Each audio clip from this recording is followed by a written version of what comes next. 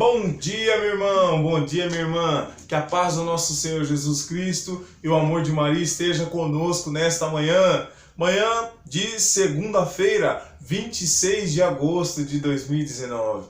Louvemos e agradecemos a Deus pelo dom da nossa vida. Obrigado, Senhor, porque nesta manhã de segunda-feira, o Senhor permitiu sobre mim a vida.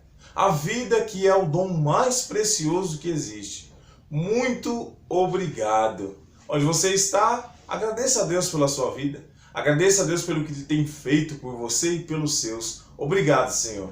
E é com muita alegria, celebrando o dom da vida, que nós vamos ouvir o que o Senhor tem a nos dizer hoje no Evangelho, no Santo Evangelho.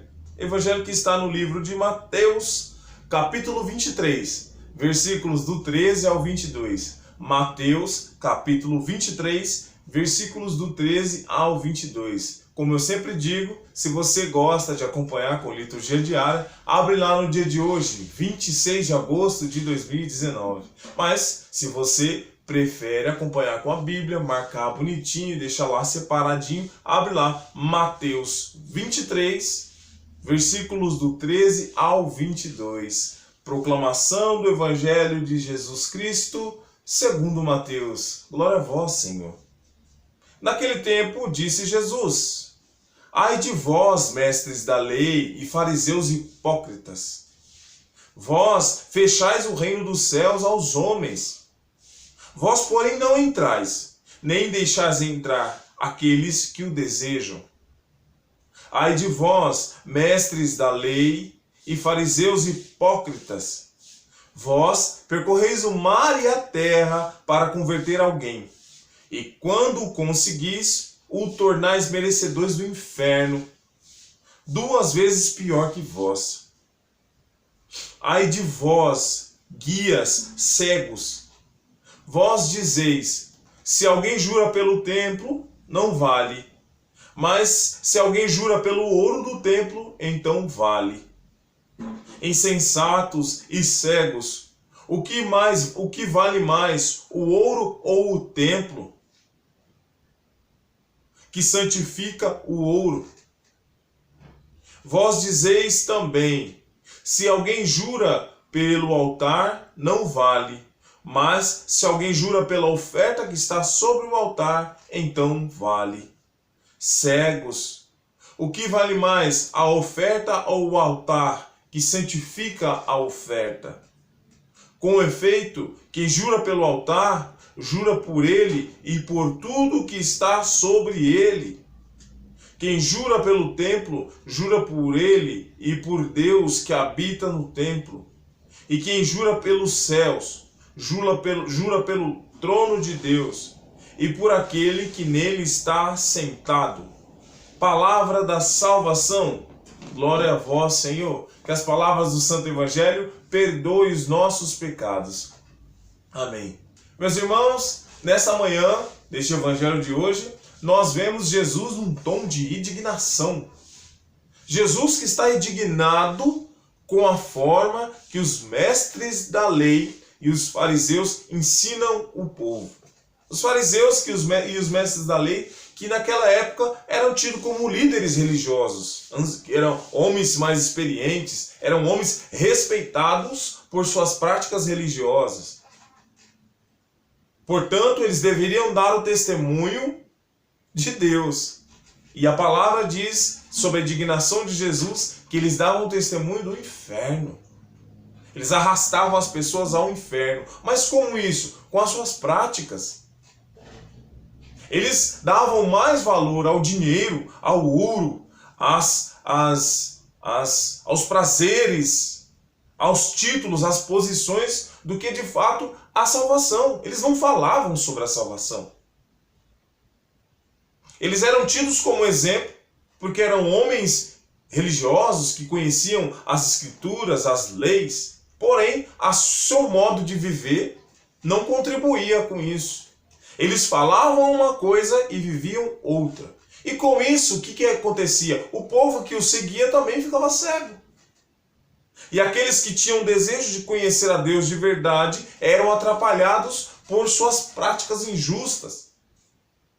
Ontem, eu sei que eu gravei o evangelho de ontem, mas quem foi à missa ou quem acompanhou pelo meio social a missa, a gente viu que Jesus fala sobre o reino dos céus, o dia que chegar o reino dos céus, o dia que chegar o fim dos tempos, e aí as pessoas vão bater na porta. E Deus vai dizer: eu não vos conheço, por causa da prática da injustiça. Essa injustiça que se dá na falta de amor, no egoísmo, justamente era essa a conduta dos fariseus e dos mestres da lei. E aí Jesus vem com a sua indignação, porque aí Jesus ia precisar abrir os olhos do povo que até então caminhou sobre aquela cegueira muitos e muitos anos. E quantos morreram assim? Cegos. Jesus também vem abrir os meus olhos e os seus olhos, meus irmãos. Se a doutrina que seguimos, se a prática religiosa que temos não fala sobre salvação, então não serve. A doutrina que seguimos precisa falar sobre a salvação. A religião que seguimos precisa falar sobre a salvação. Esse é o ponto-alvo da nossa doutrina. Esse é o ponto principal, a salvação. Nós cristãos, precisamos ter o desejo no nosso coração de ser salvos. Se estamos na igreja e não temos o desejo de ser salvo, alguma coisa está errada. E era justamente essa postura que Jesus corrigia dos fariseus e dos mestres da lei. Chamava eles de hipócritas, mentirosos. Hipócritas que têm quase o mesmo significado de mentiroso. Você fala uma coisa, mas você não faz o que você fala. Você engana. Era isso que Jesus se indignava. E a gente não pode se enganar. Essa mesma indignação Deus tem conosco, quando não damos testemunho da salvação. Mas aonde? Dentro da nossa casa. No meio onde a gente está. Se eu não exalo o desejo da salvação, eu não consigo transmitir esse desejo para as outras pessoas. Não vale nada, meus irmãos, e isso aí para nós é muito sério. Não vale nada eu falar de Deus, eu ler a palavra de Deus, eu cantar para Deus, se eu não viver tudo isso que eu faço. Porque o que realmente vai fazer com que as pessoas enxerguem o caminho da salvação é a minha vida. São Francisco de Assis dizia: preguem o evangelho, dê testemunho do evangelho todos os dias. Se for possível, se for preciso, fale, mas dê testemunha do evangelho todos os dias. Ou seja, o que nós fazemos com as nossas mãos e o que nós falamos não tem tanta importância quanto o nosso testemunho. O nosso testemunho de vida precisa levar as pessoas a ter o desejo da salvação. O nosso testemunho de vida precisa levar as pessoas a ter o desejo de ser salvos. Não ao contrário. Nós que somos pais, precisamos refletir aos nossos filhos a importância da salvação com a nossa própria vida. As mães precisam exalar o desejo de ser salvo para os seus filhos com a própria vida. Senão, não vale. É isso que Jesus hoje vem ensinar a nós. Não adianta falarmos e não fazermos. Não adianta falarmos de Deus, não adianta cantarmos, isso diretamente, logicamente, que é para mim, que sou músico, que falo da palavra, que sou ministro da Eucaristia, isso é para mim, mas isso também é para nós, de um modo geral. É isso que Jesus combatia, essa hipocrisia. Nós falamos uma coisa, mas quando precisamos dar testemunho, nós fazemos o contrário. Nós ficamos em cima do muro, concordamos com tudo que está acontecendo. Não somos agentes influenciadores, somos agentes influenciados. Nós simplesmente somos levados. A hora que Deus mais precisa do nosso testemunho para fazer com que a salvação chegue naqueles lugares que os nossos pés estão lá, que nós participamos às vezes no trabalho, na escola, dentro de casa, quando Deus mais precisa falar através de nós, Ele precisa falar a salvação, e nesse exato momento nós ficamos em cima do muro. Nós não damos testemunho. Essa postura que o Senhor quer nos corrigir, porque assim também eram os fariseus e os mestres da lei. Conheciam tudo de Deus, sabiam de tudo, da lei, da escritura, de tudo, mas não testemunhavam a salvação. Não tinham a prática do amor, da justiça, da compaixão. Isso foi o que fez Jesus ter esse tom de indignação no seu pronunciamento. Amém? Eu convido você a orar comigo, a pedir a Jesus nesse momento: Jesus, sobre a luz do teu evangelho, guia-me. Guia-me, porque muitas vezes é difícil nadar contra a maré. Muitas vezes no meio onde eu vivo é difícil nadar contra a maré. No meio onde eu vivo, como é difícil, muitas vezes com a minha vida, dar testemunho da tua palavra. Porque simplesmente a gente, com os nossos desejos carnais, quer ser levado pelo momento.